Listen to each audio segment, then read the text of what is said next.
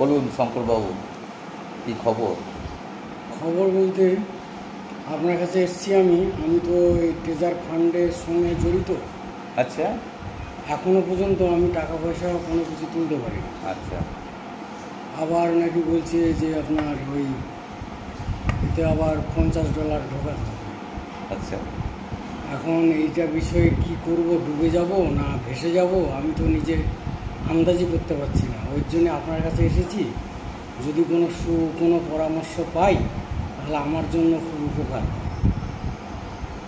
এখন আপনি কি বলতে চাইছেন আমাকে একটু বলুন। আপনাকে কীভাবে বোঝাবার চেষ্টা করি। প্রথম কথা যেটা আমাকে বলতেই হয় যে আপনি আমার কাছে এসেছেন, এটা খুব আনন্দের কথা যে আপনি আমাকে মনে করেছেন যে ওখানে গেলে পরামর্শ কিছু পাবেন। কিন্তু একটা কথা তো আপনাকে মানতেই হবে যে আমি কোম্পানির কোনো লোক নই। সেটা ঠিক। কিন্তু কি না, যেহেতু আমি এইটার উপরে ভিডিও তৈরি করি, সেই জন্যে কিছু খবরাখবর আমাকে রাখতে হয়, বোঝবার চেষ্টা করতে হয়। এইটুকুই যে আমার অভিজ্ঞতা। এবার আপনার যে সন্দেহের জায়গা, এই সন্দেহের জায়গাটা আপনার মানে থাকা উচিত নয় এ কথা আমি বলব না। সন্দেহ থাকাটাই বাস্তব। কারণ ট্রেজার এনএফটি যে উদাহরণ সাধারণ কনজিউমারদের ভেতরে রেখেছে সেটা খুব ভয়ঙ্কর। যারা টাকা ইনভেস্ট করে ওখানে বিজনেসের জন্য লাগিয়েছিল, যারা টাকা উইথড্র করে নিয়ে নিজেদের ক্যাপিটালটা তৈরি করে নিতে পেরেছে, তাদের কথা বাদ।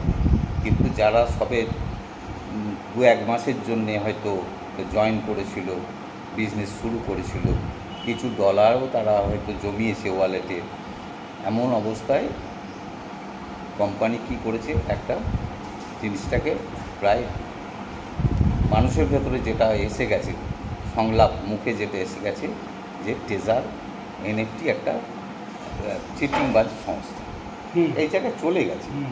তো সেটা গেছে যাওয়ার একটাই কারণ, সেটা হচ্ছে যে ওদের যে হঠকারী সিদ্ধান্ত, হঠকারী সিদ্ধান্তের জন্য এটা হয়েছে।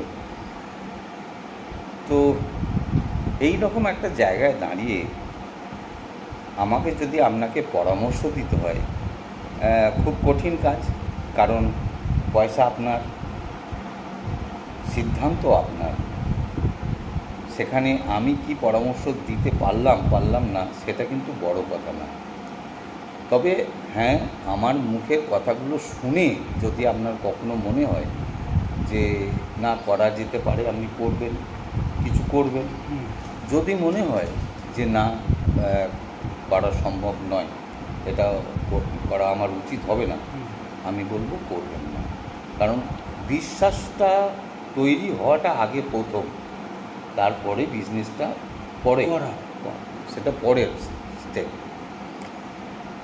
এখন আপনি যদি আপনাকে এখানে একটুখানি জিনিসটা বোঝাবার চেষ্টা করার জন্য এই যে বলি, এই যে ট্রেজার এনএফটিতে আপনি অংশগ্রহণ করেছিলেন বা আমিও অংশগ্রহণ করেছিলাম। হঠাৎ করে সেটা কি হয়ে গেল, ট্রেজার ফান্ড হয়ে গেল, চুপচাপ বন্ধ হয়ে গিয়ে ট্রেজার ফান্ড হয়ে গেল। তো ট্রেজার ফান্ড হয়ে গেল, আমরা তো বুঝতেই পারতাম না যে ট্রেজার এনএফটির সঙ্গে ট্রেজার ফান্ডের সম্পর্কটা কী। আমরা কখন বুঝতে পারলাম যে একটা সম্পর্ক আছে, যখন সংকেত আমাদের কাছে এলো যে পুরাতন আইডিগুলো দিয়ে আমরা ওখানে লগ ইন করতে পারব। তখন থেকে আমাদের মনে হলো যে ট্রেজার এনএফটি জামা পাল্টে ট্রেজার ফান্ড হয়ে গেছে। তো ভালো কথা, ট্রেজার ফান্ড হয়ে গেল। আমরাও যথারীতি কী করলাম, সংকেতের উপরে নির্ভর করে ওটা অ্যাক্টিভেট করলাম।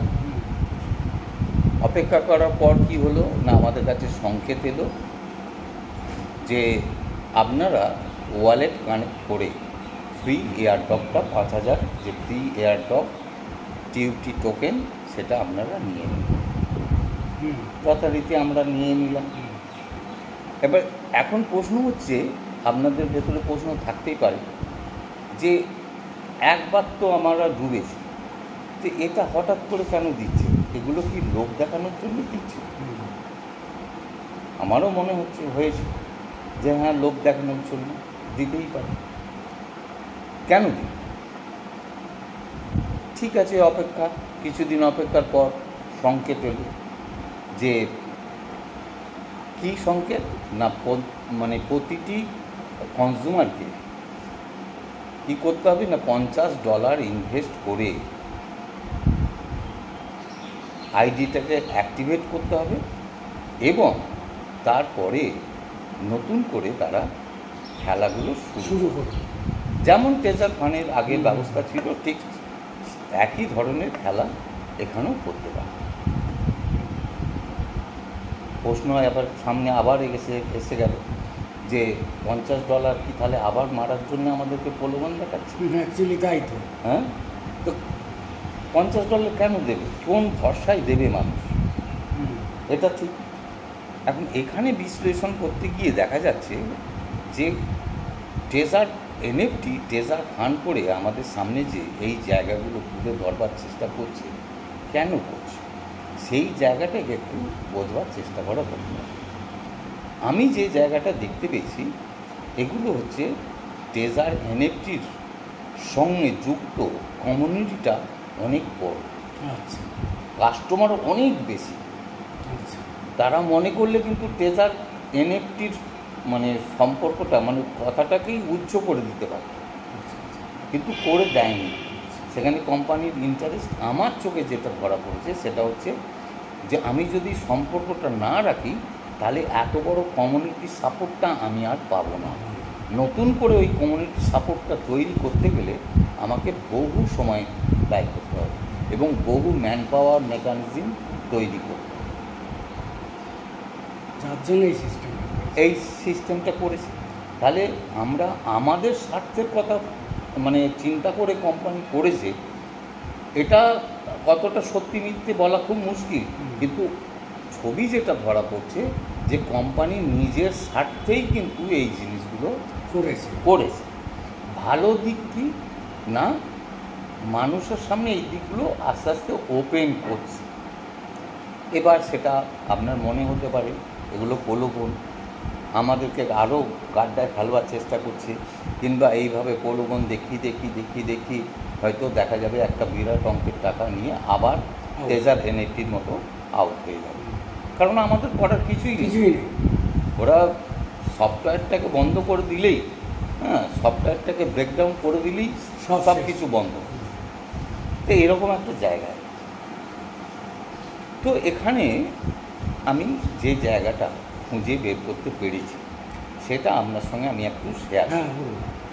সেটা হচ্ছে আমি আপনার সঙ্গে একমত, সন্দেহ, ভয়, আবার কিছু অঘটন ঘটবে কি না এ সবের সঙ্গে আমি একমত একদম। এখানে কোনো রকম এই ভয়টা যে আমার ভেতরে নেই সেটা আমি বলতে পারবো না। কিন্তু অনেক আঁকিবুকি, অনেক হিসেব নিকেশের পর যে জায়গাটায় এসে আমি থমকেছি সেটা হচ্ছে আমি আপনার সামনে একটু তুলে ধরবার চেষ্টা করছি বা বলবার চেষ্টা করছি। সেই জায়গাটা কি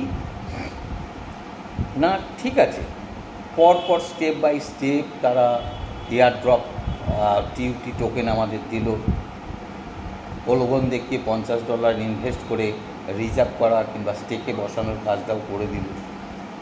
ধরে নিচ্ছি এর পেছনে তা কোম্পানির উদ্দেশ্য একটাই, যে সে ক্যাপিটাল আর্ন করে আমাদেরকে পথে বসিয়ে আবার ভেঙে যেতে পারে। কিন্তু এই হিসেবটা আমার একটা জায়গায় এসে আর মেলেনি। কীরকম? একাধারে কোম্পানি বলছে যে যার যা ওয়ালেট ব্যালেন্স আগে ছিল সেটা এখন আর হাত দেওয়া যাচ্ছে না, কারণ কি না স্প্যাক লিস্টিংয়ের জন্য বসানো আছে। কিন্তু যারা $50 দিয়ে ইনভেস্ট করে খেলাটা শুরু করছে তাদের খেলাটা কিন্তু শুরু হচ্ছে আগের সঞ্চিত ডলার ওইটা দিয়েই কিন্তু খেলাটা শুরু হয়েছে। এটা কিন্তু একটা আমাদের মতো কনজিউমারদের কাছে বা কাস্টমারদের কাছে একটা ভালো দিক। যেটা ব্লক হয়ে পড়েছিল সেটা কিন্তু আমরা এই $50 দিয়ে অ্যাক্টিভেট করে সেই মানে আমার যদি ওয়ালেটে $500 থেকে থাকে, সেই $500 উপরই কিন্তু খেলা খেলে আমরা প্রফিটটা তুলতে পারছি। এটা একটা ভালো দিক। এইখানে এসে কিন্তু এই যে মেরে পালিয়ে যাওয়ার যে জায়গাটা, সেইখানটায় কিন্তু আটকে যাচ্ছে। যদি $50 করে ইনভেস্ট করিয়ে টাকাটা নিয়ে কেটে পড়ার যদি কোম্পানির কোনো উদ্দেশ্য থাকতো, তাহলে এখন তারা $50 নিয়ে আমার $500 থাকলে আমি যদি রিজার্ভে বসাই, এক মাসে প্রায় আরও কিছু না হলেও $150 থেকে $200 আমি আর্ন করে ফেলি। তাহলে $50 ইনভেস্ট করেছি, কোম্পানি আমাকে প্রফিট দিচ্ছে $150 থেকে $200। তাহলে এখানে কোম্পানির উদ্দেশ্যটা সে তো আমাকে প্রফিট দিচ্ছে, আমি মনে করলেই তুলে নিতে পারবো। এবং কোম্পানি সেই মানে এক্সাম্পলটাও কিন্তু মানুষের কাছে প্রুভ করে দিয়েছে। এখন মানে উইথড্র করার পদ্ধতিটাও অনেক ইজি হয়ে গেছে এবং অনেক ফাস্ট হয়ে গেছে। যেটা আগে 96-98 ঘন্টা সময় লাগছিল, এখন উইথড্রলে বসালে সেটা 16 থেকে 21 ঘন্টার ভেতরেই উইথড্র হয়ে যাচ্ছে। এবং একজনের মানে এরকম ইনফরমেশান আমার কাছে আছে যে কেউ যারা আগে থেকেই $50 ইনভেস্ট করে বিজনেসটা শুরু করে দিয়েছে বা স্টেকে বসিয়ে দিয়েছিল, তারা এর মধ্যে কেউ 2-3 উইথড্র করে নিয়েছে। একদম ডকুমেন্টারি ওয়েতে তারা প্রমাণ করে দিয়েছে যে হ্যাঁ আমি উইথড্র করেছি। এমন একটা ভালো দিক, এটা একটা কিন্তু আমাদের কাছে ভালো দিক। কিন্তু হিসেব মেলাতে গিয়ে যে এই প্রলোভন এত কিছু ওপেন করে দেওয়ার পর $50 নিয়ে আবার আমাদের কাছ থেকে ভেঙে পড়বে, এই জায়গায় চিটিংবাজি করবে, এই জায়গায় এসে কিন্তু আমার অঙ্কটা মিলছে যে কেন তাহলে প্রফিটটা দিচ্ছে। একটা জায়গা আমি দেখতে পাচ্ছি যে কোম্পানির একটা নিজস্ব ভয় আছে, এই বিশাল অঙ্কের কনজিউমার হারিয়ে যাওয়ার ভয়। এইটা একটা যেমন দিক। আবার আগামী দিনে ব্যবসাটাকে একটা ভালো জায়গায় পৌঁছানোর জন্যেও তারা আস্তে আস্তে এই কনজিউমার, আগের যে পুরাতন কনজিউমার যারা আছে তাদেরকে ব্যবসার জায়গাটা খুলে দেওয়া হচ্ছে, এটাও কিন্তু একটা দিক। এরপরে যে কথাটা বলে আপনাকে আমি শেষ করে দেবো আজকের, কারণ বেশি বগলে বেশি গুলিয়ে যাওয়ার ভয়। তো সেটা হচ্ছে আমি যেটা মনে করেছি বা দেখেছি বা আমার নোটিশে যেটা ধরা পড়েছে, কোম্পানি যখন এই সুযোগটা দিচ্ছে $50 ইনভেস্ট করে আমার পুরো আগেকার পুরাতন ডলারটার উপরেই খেলার সুযোগ দিচ্ছে, পুরো ডলারটার উপরেই ইনকাম করার সুযোগ দিচ্ছে, আমাদের উচিত এই সুযোগটাকে নিয়ে ঘুরে নিয়ে আমাদের যে মূলধন নিয়োগ করা আছে সেই মূলধনটাকে উইথড্র করি। এটা কিন্তু একটা সুবর্ণ সুযোগ বলে আমার মনে হয়। সেটা আগামী দিনে 2-3 মাসের মধ্যে আমাদের উইথড্রল বা কিছু প্রফিট এসে গেলে তারপরে যদি কোম্পানি আমাদের সঙ্গে চিটিং করতে চায়, তাতেও কিন্তু আমাদের হারাবার আর কিছু হয় না। এটা আমার মনে হয়েছে। এবার যদি মনে হয় যে আপনাকে বোঝাতে সক্ষম হয়েছি বা আপনি বুঝতে পেরেছেন, মনে করলে আত্মবিশ্বাস পেলে আপনি এগিয়ে যেতে পারেন। আত্মবিশ্বাস যদি না পান তাহলে কিন্তু না এগোনোই ভালো। এটা আমি বলতে পারি। অনেকটাই বুঝতে পারলাম আপনার কথা শুনে, এর জন্য অশেষ ধন্যবাদ আপনাকে। আরে না ধন্যবাদ দেওয়ার কি আছে, আমি তো কোম্পানির প্রচারক। না প্রচারক নয় আপনি, না ঠিক আছে, বাঁচার রাস্তা একটা খুঁজে পাচ্ছি, এর জন্য আমার মনে হয়েছে তাই। ঠিক আছে, হ্যাঁ নমস্কার। আপনার ভালো লাগার জন্যে ধন্যবাদ। আর সমস্ত শ্রোতা বন্ধুদেরও সবাইকে নমস্কার, ধন্যবাদ।